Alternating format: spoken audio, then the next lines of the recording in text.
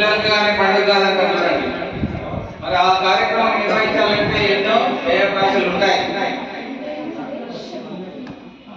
ఆర్థికంగా కూడా సహకరించే వాళ్ళు ఉండాలి, ఇక్కడ పని చేసే వాళ్ళు ఉండాలి.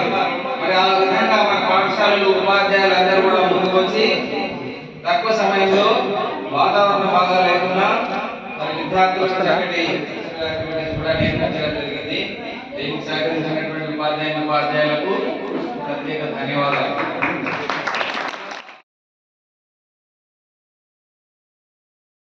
చైర్మన్ మేడం గారికి మరియు వెంకటరామరెడ్డి గారికి, అందరికీ టీచర్ బృందానికి మరియు పిల్లలు కూడా ఫోన్ ఇస్తేనే అన్నం తినిపిస్తారు, ఫోటోలు పెట్టి అన్నం తినిపిస్తారు. అవన్నీ మానుకోవాలి. తల్లి ప్రేమ ఆనందం. మేము చిన్న ఉన్నప్పుడు ఇలాంటి సదుపాయాలు మాకు లేకుండా ఉండేది. అప్పుడు మేము చెడ్డీలు వేసుకొని చినిగిన చెడ్డీలతో వచ్చి చదువుకున్నాం. అప్పుడైతే ఇప్పుడు మేము మీ గురించి మేము ఎంతో బాధపడుతున్నాం. ఈ సమావేశంలో విద్యార్థులందరికీ బహుమతి ప్రదానం చేయడం జరిగింది.